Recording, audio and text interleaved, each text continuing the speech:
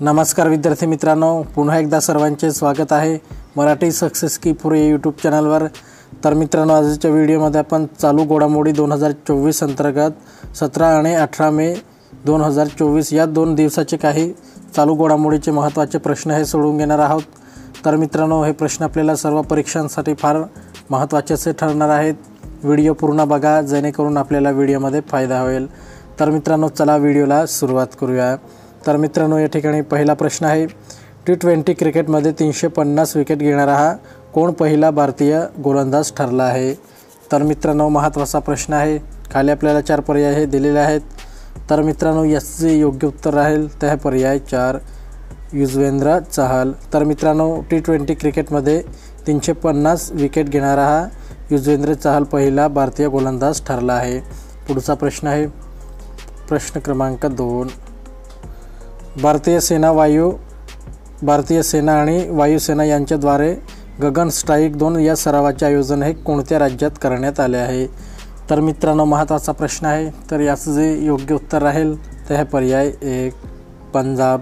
तर मित्रांनो, भारतीय सेना आणि वायुसेना यांच्याद्वारे गगन स्ट्राईक 2 या सरावाचे आयोजन हे पंजाब या राज्यात करण्यात आले आहे।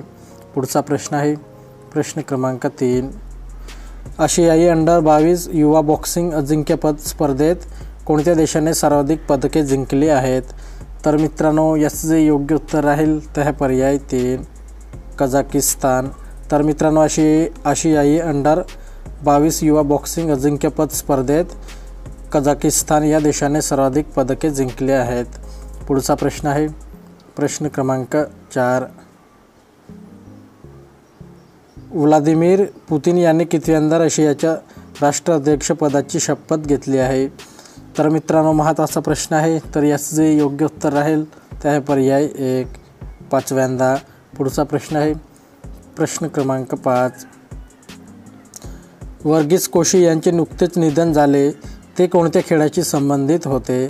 तर मित्रांनो, याचं जे योग्य उत्तर राहील ते आहे पर्याय 1 बुद्धिबळ।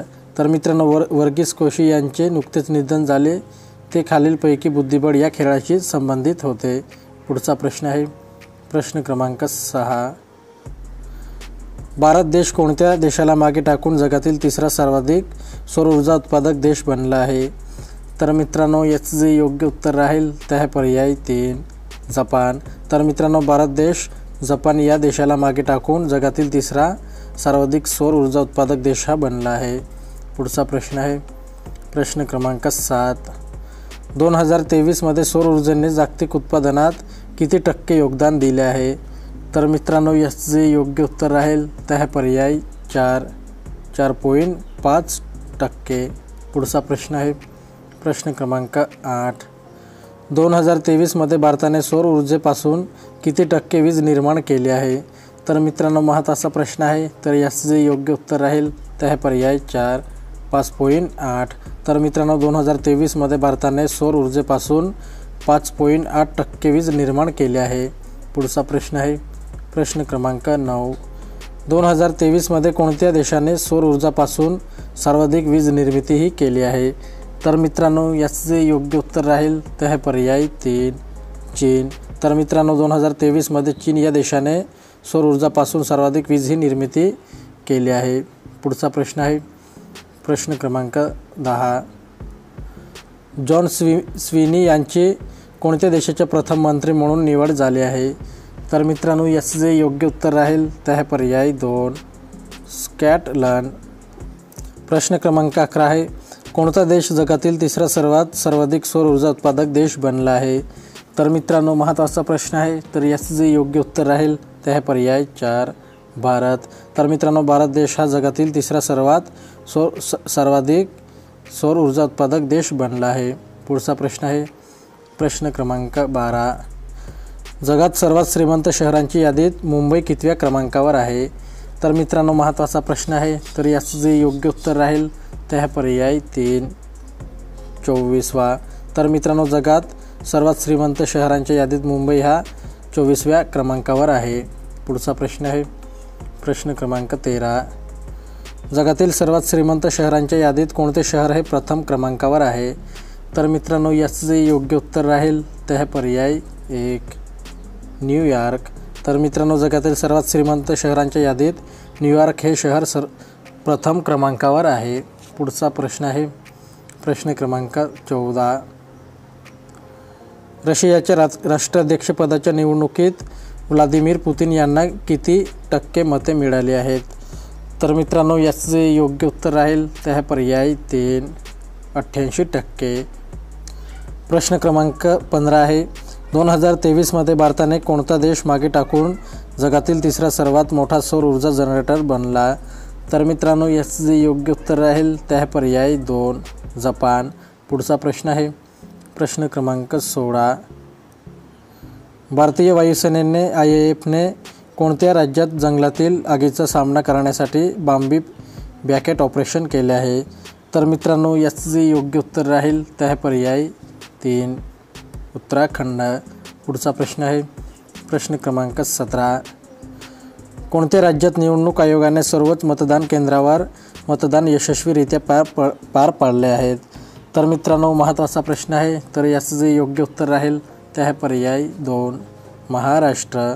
तर मित्रांनो, महाराष्ट्र राज्यात निवडणूक आयोगाने सर्वच मतदान केंद्रावर मतदान यशस्वीरित्या हे पार पाडले आहेत. पुढचा प्रश्न आहे प्रश्न क्रमांक 18. वेस्ट नाईल विषाणू प्रथम कोठे आढळला आहे? तर मित्रांनो, महत्त्वाचा प्रश्न आहे. तर याचं जे योग्य उत्तर राहील ते आहे पर्याय 2, युगांडा. तर मित्रांनो, वेस्ट नाईल विषाणू हे प्रथम युगांडा येथे आढळला आहे. पुढचा प्रश्न आहे प्रश्न क्रमांक 19. कोणत्या संस्थेला DRDO कडून नऊ संरक्षण तंत्रज्ञान प्रकल्प प्राप्त झाले आहेत?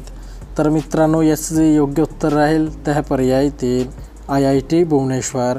तर मित्रांनो, IIT भुवनेश्वर या संस्थेला DRDO कडून 9 संरक्षण तंत्रज्ञान प्रकल्प प्राप्त झाले आहेत. पुढचा प्रश्न आहे प्रश्न क्रमांक 20. ग्लोबल प्राईड ऑफ सिंधी पुरस्कार 2024ने कोणाला सन्मानित करण्यात आले आहे?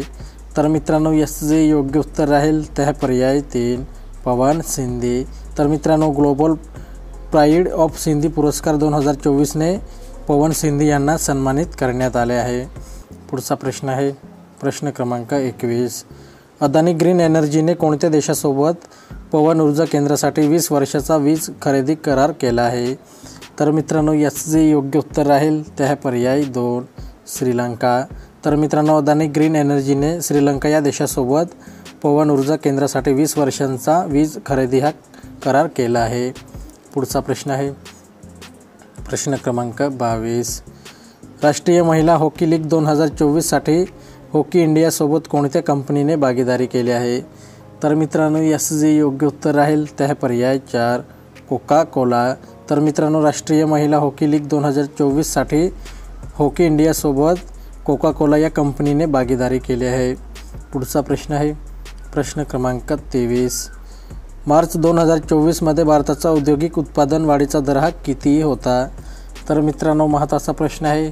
तर याचे योग्य उत्तर राहील ते आहे पर्याय 2, 4.9%. तर मित्रांनो, मार्च 2024मध्ये भारताचा औद्योगिक उत्पादन वाढीचा दर हा 4.9% एवढा होता.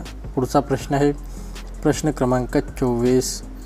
10 मे 2024 पासून RBIमध्ये कार्यकारी संचालक म्हणून कोणाची नियुक्ती करण्यात आली आहे?